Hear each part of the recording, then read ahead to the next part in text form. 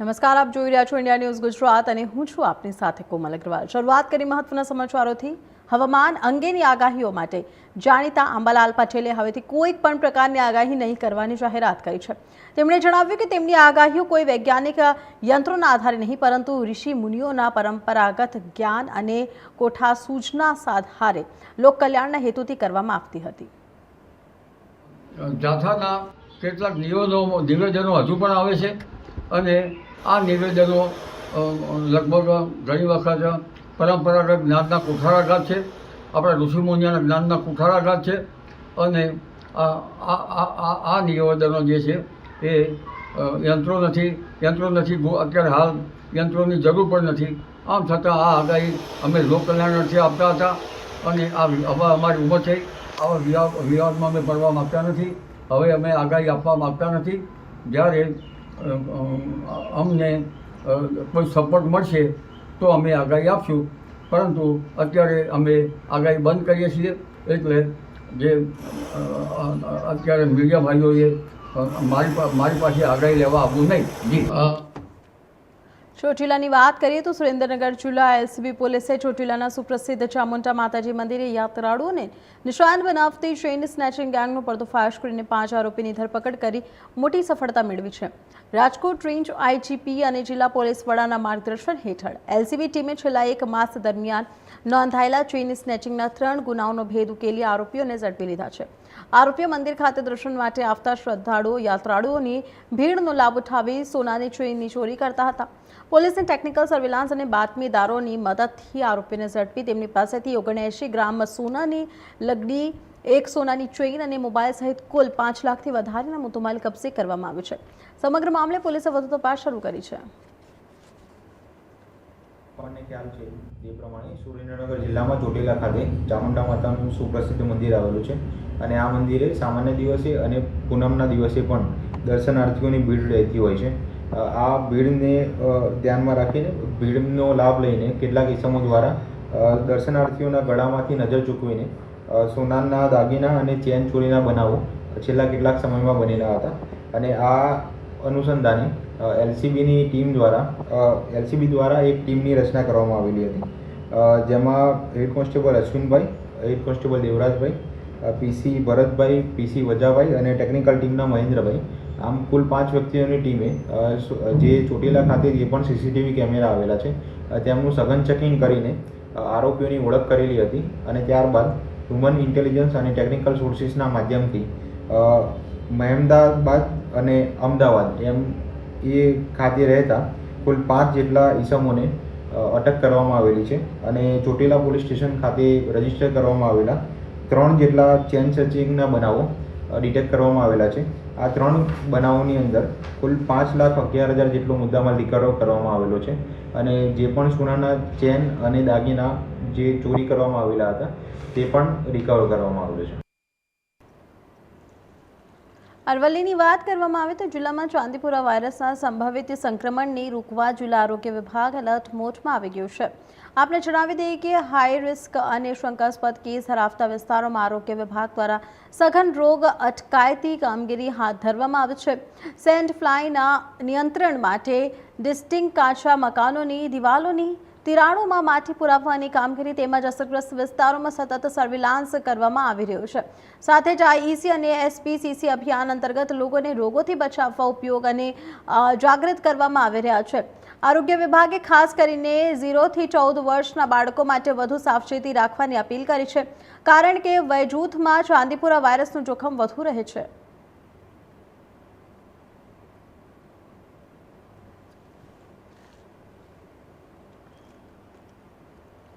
અમરેલીની વાત કરવામાં આવે તો જિલ્લાના ધારી ડિવિઝનમાં આષાઢી બીજ અને આગામી ધાર્મિક કાર્યક્રમને ધ્યાનમાં રાખીને પોલીસ દ્વારા ગુનાહિત ઇતિહાસ ધરાવતા તત્વો સામે કડક વલણ અપનાવવામાં આવ્યું છે। ધારી સ્થિત ડીવાયએસપી કચેરી ખાતે ધારી, બગસરા, ખાભા અને ચલાલા પોલીસ મથક વિસ્તારમાં ગુનાહિત ઇતિહાસ ધરાવતા લોકોને બોલાવી કાયદાનું પાલન કરવા કડક સૂચનાઓ આપવામાં આવી હતી। એએસપી જયવીર ગઢવીએ સ્પષ્ટ ચેતવણી આપી કે હાલમાં અથવા આગામી સમયમાં કોઈ પણ પ્રકારની ગુનાહિત પ્રવૃત્તિઓમાં સંડોવાયેલા જણાશો તો તેમની સામે કડક કાનૂની કાર્યવાહી કરવામાં આવશે. રથયાત્રા સહિતના ધાર્મિક કાર્યક્રમો દરમિયાન કાયદો અને વ્યવસ્થા જળવાઈ રહે તે હેતુથી તેમને શાંતિ જાળવવા અને અસામાજિક પ્રવૃત્તિઓથી દૂર રહેવા પણ સૂચના આપવામાં આવી હતી.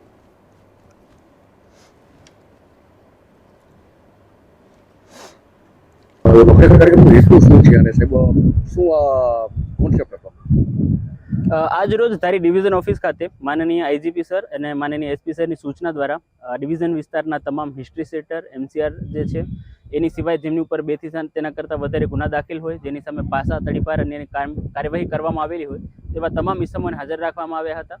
અને આવનાર સમયમાં જે રથયાત્રા થવાની છે એ અનુસંધાને અને ઇન જનરલ કાયદોની વ્યવસ્થાની જે પરિસ્થિતિ છે ડિવિઝનમાં સુચારુ રૂપે થઈ શકે એ માટે દરેકને સૂચના આપવામાં આવી છે. તેની સાથે આ જે આરોપીઓ છે એમની સામે પાસા તડીપારની કાર્યવાહી કરવી, એમના જે ઇલીગલ વીજળી કનેક્શન હોય તો એમને તોડી પાડવા અને એમના જો કોઈ ઇલીગલ કન્સ્ટ્રક્શન હોય એને તોડી પાડવા માટેની કાર્યવાહી છે એ પણ આગલા સમયમાં હાથમાં ધરવામાં આવશે, જેની પણ એમને જાણ કરવામાં આવી છે.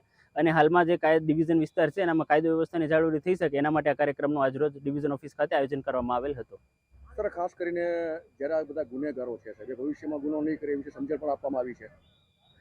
આ જેટલા પણ ગુનેગારો આવ્યા હતા એમને ફ્યુચરમાં જે ગુનો કરશે તેમની સામે શું શું એક્ટિવિટી કાર્યવાહી કરવામાં આવશે, એમના જે ઇલીગલ કન્સ્ટ્રક્શન છે એ તોડી પાડવામાં આવશે, એમના જે વીજ કનેક્શન છે એ તોડવામાં આવશે, એના વિશે એમને સમજ પણ કરવામાં આવી હતી. અને જેનાથી જે આખું ડિવિઝન વિસ્તાર છે એનામાં ગુનાખોરીનું પ્રમાણ ઘટી શકે અને કાયદો અને વ્યવસ્થાની પરિસ્થિતિ જળવાઈ રહે એના માટે આ કાર્યવાહી કરવામાં આવેલી હતી. દેવભૂમિ દ્વારકાની વાત કરવામાં આવે તો સોશિયલ મીડિયામાં વાયરલ થયેલા બાઇક સ્ટન્ટના વિડીયો બાદ જિલ્લા ટ્રાફિક પોલીસે ઝડપી કાર્યવાહી કરીને જાહેર માર્ગ પર ઓવર સ્પીડ અને જીવલેણ સ્ટન્ટ કરનારા 4 બાઇક ચાલકોને ગણતરીના કલાકોમાં ઝડપી પાડ્યા છે. એસપી જયસિંહ વાળા અને ડીવાયએસપી મિત રુદલલાલની માર્ગદર્શન હેઠળ કરવામાં આવેલી કાર્યવાહીમાં આરોપીઓના બાઇક કબજે કરી તેમની સામે કાયદેસરની કાર્યવાહી હાથ ધરવામાં આવી છે. ટ્રાફિક પોલીસે જાહેર માર્ગો પર સ્ટન્ટ કરીને પોતાનો અને અન્ય લોકોના જીવ જોખમમાં મૂકનારા લોકોને કડક ચેતવણી આપતા જણાવ્યું છે કે ટ્રાફિક નિયમોનો ભંગ કરનાર સામે આવી જ કડક કાર્યવાહી સતત ચાલુ રહેશે.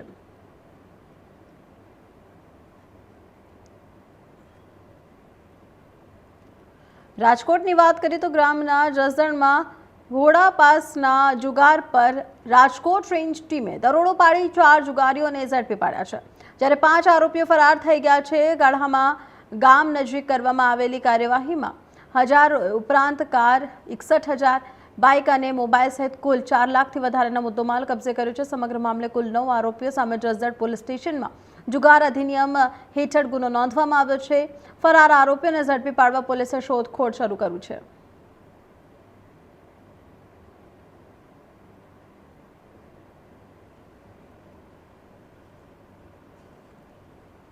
ડાંગની વાત કરવામાં આવે તો જિલ્લાના આહવા તાલુકાના ઘોધલી ગામે આવેલા પૌરાણિક શ્રી ધૂંધલીનાથ મહાદેવ મંદિરે યોજાયેલા વાર્ષિક મેળામાં આ વર્ષે હજારો ભાવિકોએ ઉમટી પડી ભગવાન શિવના દર્શન અને પૂજાનો લાભ લીધો હતો. વહેલી સવારથી જ હર હર મહાદેવના જય ઘોષ સાથે મંદિર પરિસરમાં ભક્તિમય માહોલ જોવા મળ્યો.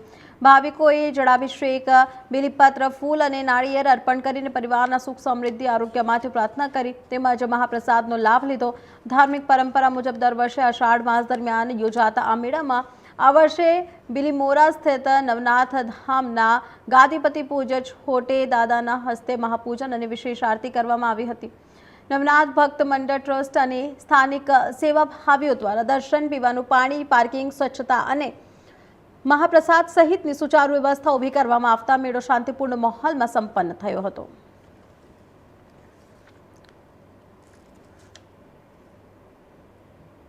જય મચ્છરના સમાજ, જય ચંડીગઢ.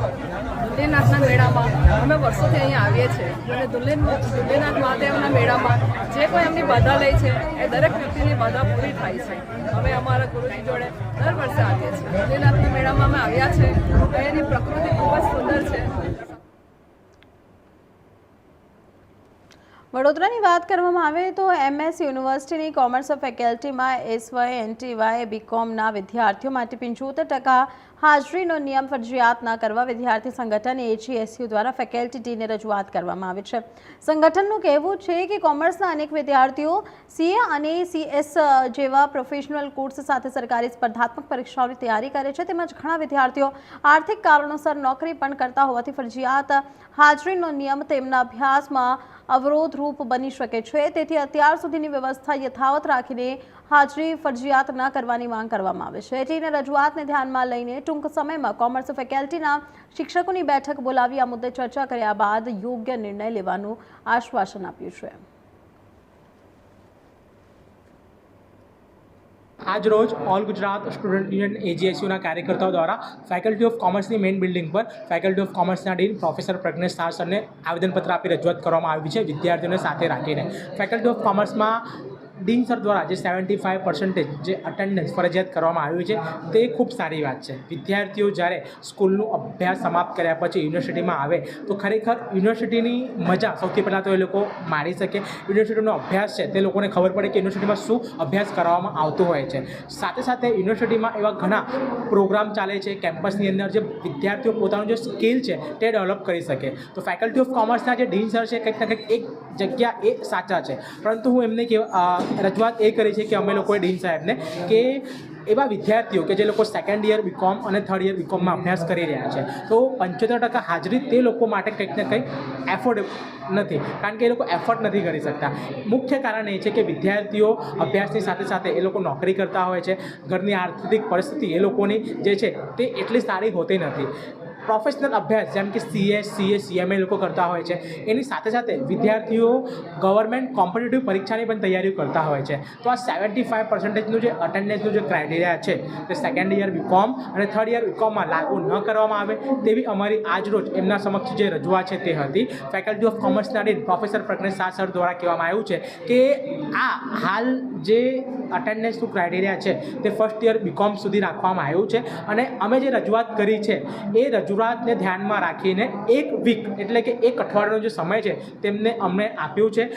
ફેકલ્ટીના દરેક બિલ્ડિંગના કોર્ડિનેટર જોડે, દરેક ડિપાર્ટમેન્ટના હેડ જોડે અને ફેકલ્ટીના દરેક પ્રોફેસર જોડે ચર્ચા અને વિમર્શ કરીને આવનારી સોમવારના દિવસે જે નિર્ણય છે 75% હાજરીને લઈને તે ફેકલ્ટી ઓફ કોમર્સના ડીન સર દ્વારા આપવામાં આવશે અને અમને આશા છે કે આ જે નિર્ણય આવશે તે વિદ્યાર્થીઓના હિતમાં અને એમના લાગણીમાં નિર્ણય હશે.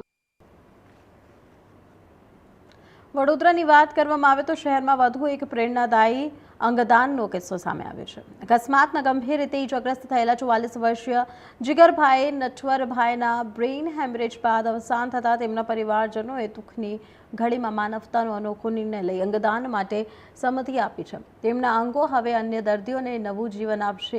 વડોદરાના રાજેશ ટાવર પાસે આવેલી વિષ્ણુકુંજ સોસાયટીમાં રહેતા 44 વર્ષીય જીગરભાઈ નટવરભાઈને 7-8 દિવસ પહેલા અકસ્માતમાં ગંભીર ઈજા પહોંચી હતી. તેમને સારવાર માટે સ્ટર્લિંગ હોસ્પિટલમાં દાખલ કરવામાં આવ્યા હતા. ત્યાં બ્રેઇન હેમરેજ થયા તેનું નિધન થયું.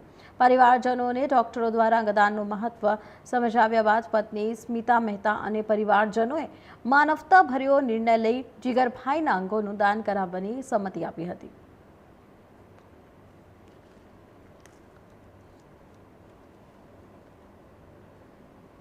મારા હસબન્ડ છે જીગર મહેતા, એમનું 9મી તારીખે રાત્રે ઘરે આવતા એક્સિડન્ટ થઈ ગયો હતો અને એક્સિડન્ટ બી એવું હતું કે કશું હતું નહીં, પણ બાઇકથી સામે કોઈ જાનવર આવ્યું હોય કે કૂતરું આવ્યું હોય એને લીધે બાઇક સ્લીપ થઈ ગઈ હોય તો ત્યાં એમને એ પડી ગયા. પછી અમે ઇમરજન્સીમાં દવાખાનામાં લાવ્યા તો પછી ત્યાં ડૉક્ટરે એવું કીધું કે એમને સર્જરી કરવી પડશે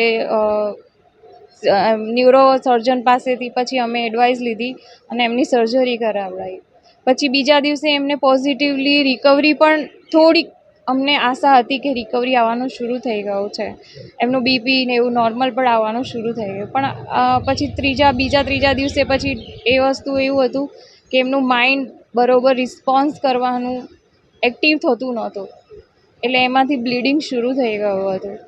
પછી ડૉક્ટર કહે કે હવે એમનું માઇન્ડ ઓલમોસ્ટ ડેડ થઈ જશે, પણ એમના ઓર્ગન્સ ચાલુ છે તો આપણે વેઇટ કરીએ, હજી બી કદાચ પોઝિટિવલી થઈ શકે. એમનું લીવર છે, કિડની છે, લંગ્સ છે, બધું સરસ ચાલે છે અને ઓકે છે. તો અમે વેઇટ કર્યો, પણ હવે એવું છે કે એમનું માઇન્ડ હવે ડેડ જ રહેશે. ડૉક્ટર કહે છે કે પછી એમને એડવાઇસ આપી કે એમનું બધું સારું છે તો તમે ડોનેટ કરો એમના ઓર્ગન્સને. પછી અમે ફેમિલી મેમ્બર્સને બધા બેસીને ડિસિઝન લીધો અને અમે એવું વિચાર્યું કે આજે અમારું તો આધાર નથી રહ્યો, પણ જેને બી આ દાનથી જે દુનિયાનું મોટું દાન છે કે એનું બી જીવન વધશે અને એ બી આગળ જીવી શકે, એ જ મોટામાં મોટી વસ્તુ છે અમારા માટે કે ચલો હવે અમારું તો નથી માણસ, પણ સામે જેને બી આ જીવન મળશે એના આશીર્વાદ મારી છોકરીને પડે, અમારા કુટુંબ પર રહે. આ જ મારું લોકોને કહેવાનું છે કે જો તમે બી આવું ભગવાન કરે કોઈને આ પરિસ્થિતિ ના આવે. આ ડિસિઝન બહુ અઘરો હતો અમારા માટે, પણ અમે બીજા માટે એ અન્નદાન અંગદાન થાય અને આગળ એ બી જીવે એના માટે અમે આ ડિસિઝન લીધો છે.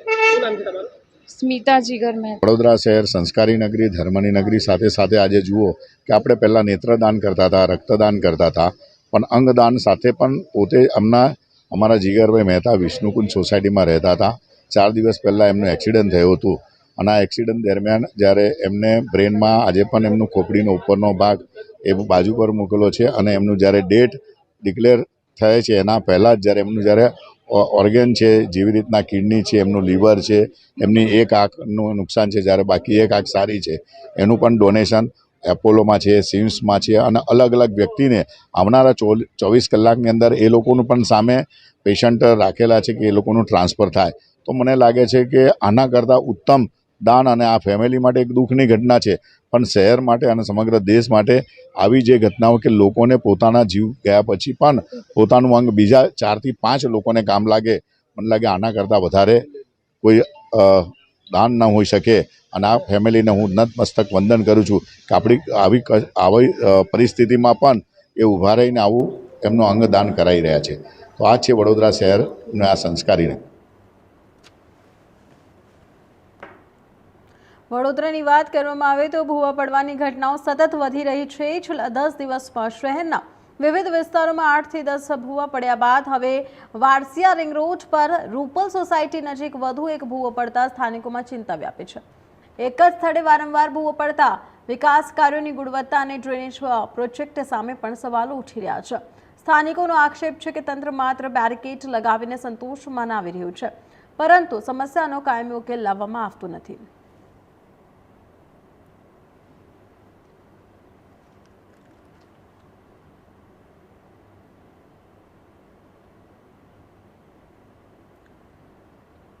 ડભોઈની વાત કરવામાં આવે તો તાલુકાના કરનેટ ગામના નર્મદા કેનાલ પાસેથી પશુ ભરેલ પિકઅપ પસાર થતા વાહન ચાલકે સ્ટેરિંગ પરથી કાબુ ગુમાવતા એકાએક પશુ ભરેલ ગાડી પલટી જતા એક પશુનું મોત થયું હતું, જ્યારે અન્ય પશુઓ ઇજાગ્રસ્ત થયા હતા. ઘટનાની જાણ થતાં જ ત્યાંથી પસાર થતા રાહદારી અને પશુ પ્રેમીને થતા તેઓએ કરનેટ ગામના લોકોને જાણ કરી. ત્યારબાદ તેઓની ટીમ ઘટના સ્થળે પહોંચી પિકઅપ વાનમાં દબાઈ ગયેલ ગાયોને બહાર કાઢી બચાવ કામગીરી કરવામાં આવી હતી. એમાંથી એક ગાયનું મોત થઈ ગયું છે. અકસ્માતને પગલે ગાડીનો ડ્રાઈવર ગાડી મૂકીને ફરાર થઈ ગયો હતો.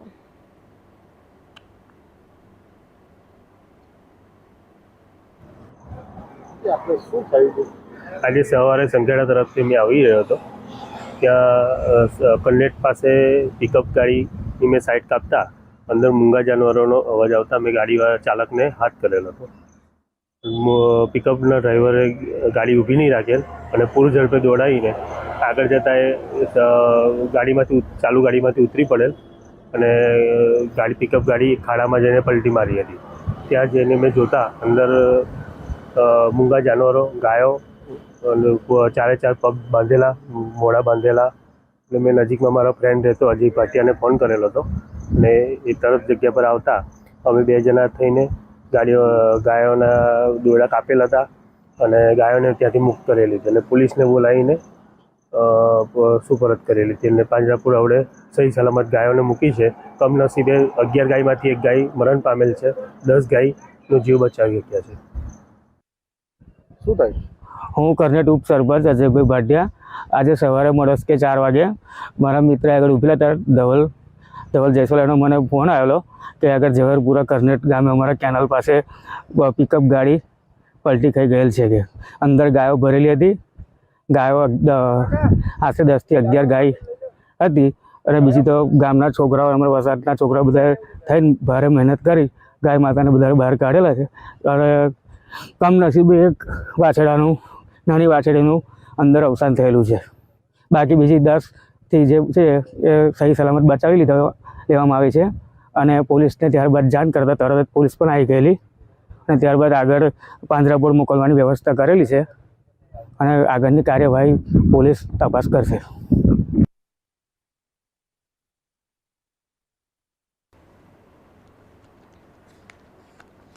વડોદરાની વાત કરવામાં આવે તો વડોદરાના શિહોરા પાસે મિસરી નદી પર નિર્માણ કરાયેલા નવા બ્રિજની ગુણવત્તાને લઈને ફરી એક વખત સવાલો ઉઠ્યા છે. ધારાસભ્ય કેતન ઇનામદારે 1 મહિના પહેલા સમગ્ર મામલે વિજિલન્સ તપાસ અને જવાબદારો સામે કાર્યવાહી કરવાની માંગ કરી હતી, પરંતુ હજુ સુધી કોઈ કાર્યવાહી ન થતાં સ્થાનિકોમાં રોષ જોવા મળી રહ્યો છે. લોકાર્પણના 1 વર્ષમાં જ બ્રિજમાં તિરાડો પડવા, આરસીસી ઉખડતા સળિયા બહાર દેખાવ્યા અને સાઈડ ભાગમાં મોટો ભૂવો પડવાની ઘટનાઓ સામે આવી હતી.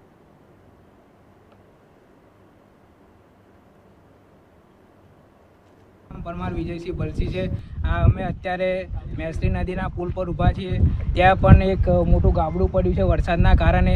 તો તેના માટે બી પહેલાં બી કેતનભાઈને રજૂઆત કરી છે, તો ત્યાંનો કંઈ ઉકેલ આવ્યો નથી. અત્યારે બી કંઈ બી અકસ્માત થાય તો તેની જવાબદારી કોણ લે છે? અને અત્યારે મોટા મોટા ડમ્પર બી જાય છે, તેના લીધે બી સંભાવના છે વધારે થઈ શકે એવી. તો તેના માટે શું કરવાનું છે? અહીંયા વરસાદના કારણે ગાબડું પડી ગયું છે બહુ મોટું, જેના કારણે ભારે નુકસાન થઈ શકે છે. આ કઈ નદી છે અને શું છે? આ મેસરી નદી છે, શિહોરા ગામની નદી. પહેલા ગાબડા પડેલા એ શું થયું હતું? પહેલા ગાબડા કરેલા અમારા ધારાસભ્યએ રજૂઆત કરી, પણ તેનો કઈ ઉકેલ આવ્યો નથી. આ કોઈ બી મોટી અકસ્માત થશે તો કોણ જવાબદારી લેશે? હાલ ખબરોમાં આગળ વધીએ તો વડોદરા જિલ્લાના ડભોઈ તાલુકાના બારીપુરા ગામમાં ઢોર ચરાવવા મુદ્દે 2 જૂથ વચ્ચે થયેલી બોલાચાલી બાદ મારામારીની ઘટના સામે આવી છે. માહિતી મુજબ ખેતર વિસ્તારમાં પટેલ અને પાટણવાડિયા સમાજના 2 જૂથ વચ્ચે થયેલો વિવાદ ઉગ્ર બનતા સંજયભાઈ કાંતિભાઈ પટેલ દ્વારા લાકડી વડે હુમલો કરવામાં આવ્યો હતો, જેમાં તેમના માથાના ભાગે ગંભીર ઈજા પહોંચી હતી. ઈજાગ્રસ્તને તાત્કાલિક ડભોઈની ખાનગી હોસ્પિટલમાં સારવાર માટે ખસેડવામાં આવ્યા હતા. ઘટનાની જાણ થતાં જિલ્લા પંચાયતના આરોગ્ય સમિતિના ચેરમેન ભાવેશ પટેલ હોસ્પિટલ પહોંચ્યા હતા અને સારવાર અંગે માહિતી મેળવી હતી.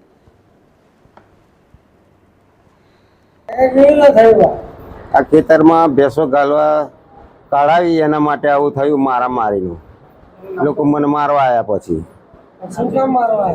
મેં મારા ખેતરમાં ભાડે રાખેલું હતું, દાને રાખેલું હતું ખેતર. ઘાસ સારો ઊભો હતો, મેં કાપીને પછી મારી ગાયને વાછડો બાંધવા ગયો હતો. બાંધીને બપોર પછી ગયો કઢાવવા માટે, એના માટે આ બધું થયું. બારીપુરાના પાટણવાડિયા છે એ લોકો. 5 જણા હતા.